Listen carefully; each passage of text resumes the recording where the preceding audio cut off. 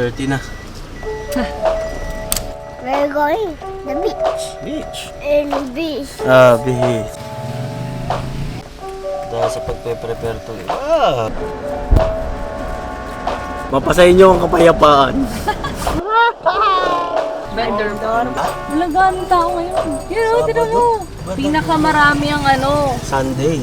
Sinubukan namin bumalik sa dating pwesto at ito ang sumalubong sa amin. May nakaharang na malaking truck.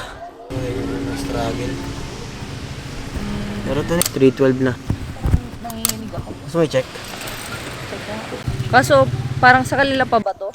Siyempre ako sa si Warden, pinag-isipan namin kung anong gagawin namin na susunod kasi hindi porket may konting pagsubok titigil na kami, lalo pangalawang beses pa lang namin nagtitinda. Tatanong si Warden natin kung pwede siya makipagtayo ng tolda doon sa kabila kasi nga nakaarang na truck dito, kaya tuloy namin umispat doon. Sana payagan. Bagay, kailangan magtanong Kung di ka magtatanong, sagot lagi no. Kung magtatanong ka, chance mo 50-50. Hindi pwede, kasi private daw. Pinapanalilin lang nilang malinis ito. So, wala talaga. So, Hindi tayo pwede maglatag ng tent. hindi. Kahit dun lang, ganun sa dati lang. Alam ko saan tayo pwede maglatag ng tent. Saan? Yan sa may harapan kasi hindi naman bawal maglatag dyan. Tara natin dito. So, tanong? Dito? Try lang naman. Magtatayo po ng kapihan. Kami po yung nagtitinda ng kape ng last Sunday. Kaya? Tapos, sasabihin ko. Pakita mo yung pusod mo. Kung pwede, tanong mo lang kung pwede po. Di talaga sanay si Wanda sa makikiusap siya. Pero dahil sa kapayapaan, inaaral niyang lahat ito. At ginagawa niya ng paraan. Yun yung gusto ko sa kanya Hindi siya susuko, lalo sa mga bagay na gusto niya.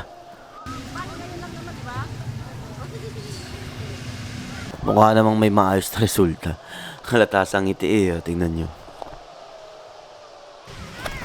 Okay daw. Anong okay? Okay, hindi na daw babayaran. Pada daw panggatas daw ng anak. Yes! Sabi ko Go. sa'yo, maalala tayo ni nanay. Ay, alam ba nila? Siya yung pumili nung gabing-gabi na. Ay, sila? Oo. Ay, talaga ba? Oo. Hindi ko alam. Alam mo, magiging challenge natin. Ano? Mas konti yung tao ngayon. Oo nga Oo, pero okay lang, experience. Meron o wala. Meron o wala. At least nakakita natin yung dami ng tao. Ready ka na? Bakit? Nagtatawag ka na? Oo, magtatawag na ako. Sige. Sama ko sila. Okay. Tapos na sa unang challenge ngayon. Second challenge namin yung paghanap ng customer.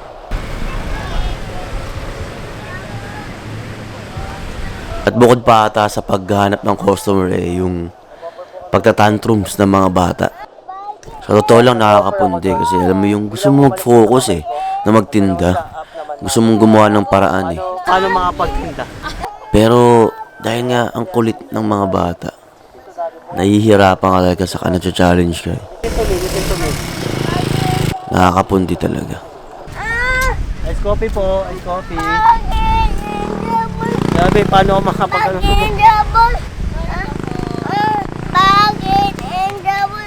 Isa ka sa mga struggle namin Daddy, help!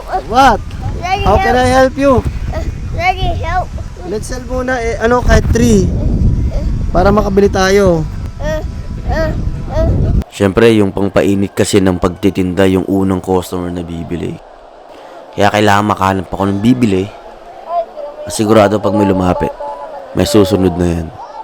Pero si Ice kasi parang di pa siya nakikisama. Mamaya daw kasi nag-enjoy sila pero baka bumili sila. Sana bumili. Kaso ito, bakit yung shovel? Paano tayo makakabenta ng bakit yung shovel? Sir, baka bibili na kayo, sir. Wait lang, kuya. Dito lang kami, nandito lang kami sa gilid nyo. Ang pangatlong pagsubok, lakas ng hangin. Sobrang lakas ng hangin. Tayo. Uy, shit! What?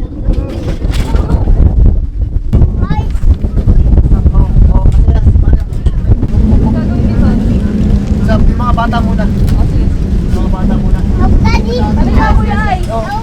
Daddy! paano mo matutulungan? Sarili mo, hindi mo matulungan. Wait Dito lang. ka, elbow dito. Hawakan mo yan, oh. Help daddy, dyan. Great job.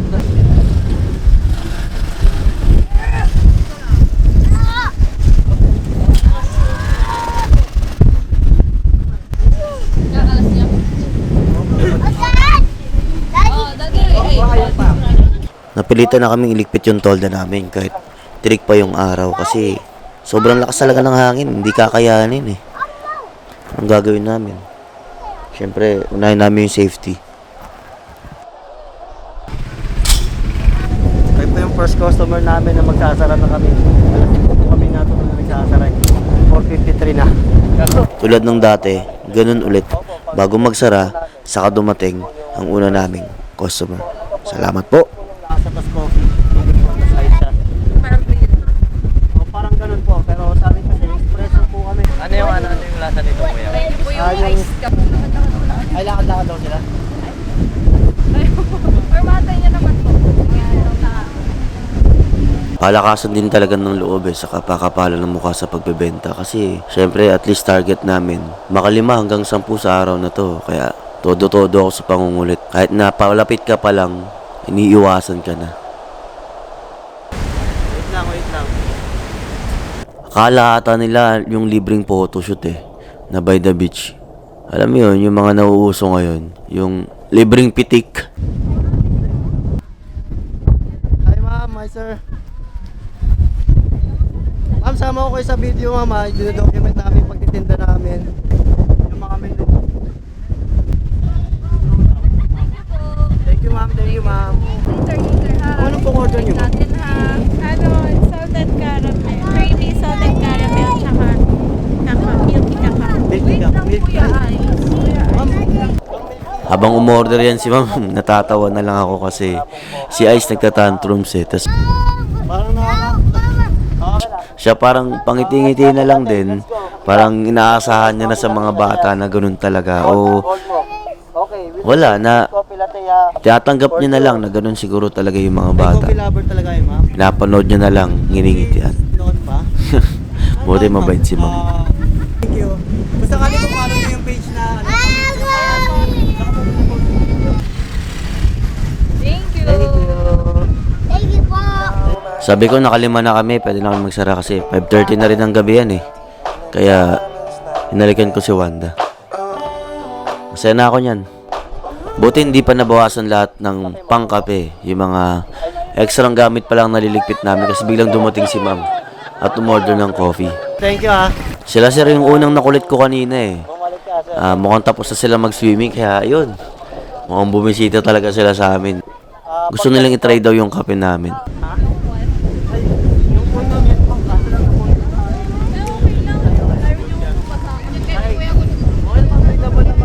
Sa mga oras na to, hindi nagtatantrums yung dalawa eh. Kung kailan pasara na kami. Kaya nakatulong din ng malaki yun para makahatak pa kami ng mga customer at makapag-usap sa iba't ibang tao.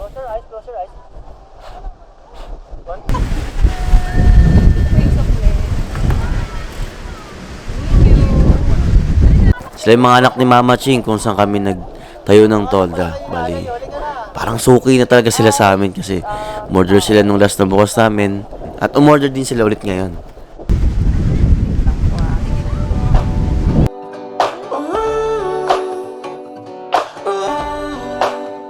Sa tingin ko talagang magkasama dapat ang kape at ang dagat kasi kahit na sobrang lakas ng hangin at di payapa ang alon, payapa sa pakiramdam pag nakatapa ka sa dagat pagtapos mo mag-ice coffee.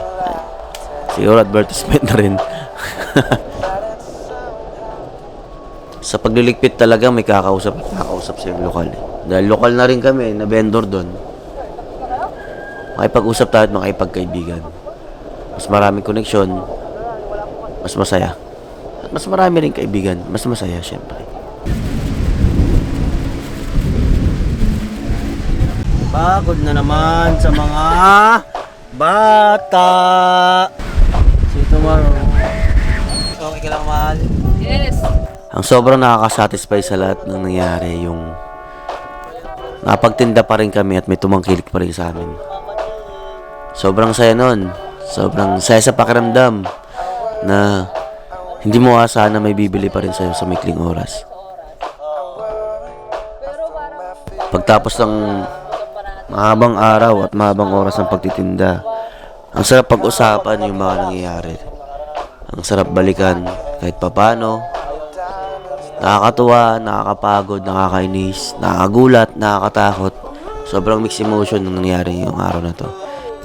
Alam mo Parang yung may mga bumili pa rin yung, alam mo yung, nandun pa rin yung pag nataranta na ako, yun na yun eh. Ah, shit, may bumibili. Nabalablang ko ako. Yung sumasabay yung sobrang lakas ng hangin. Lalo na nung si Ice. Grabe, nabidyoan mo ba yun? Sana. Grabe yun, si Ice. Hindi ko alam ang gagawin ko. Naghahanap siya ng ice coffee. Sa kasagsagan ng aking pagbebenta at paggagawa ng ice. Nangingiti na lang yung bumibili. Parang iniintindi na nilang nila tayo, no? Parang makikita mo talaga. Kasi ang hirap talaga pag maliliit sila. Tapos, yun nga. Wala tayong aasahan na mag-aalaga. Ang dagat at ang kape, payapa. Payapa sa pakiramdam, no? Grabe, sarap. Sarap na nagdagat ka rin. Oo, sarap. Naghilamos nga. Grabe yung ano, yung kapal na ng buhangin sa buhangin. Sabi mo, walang punas-punas. Alam mo, di malagkit, no?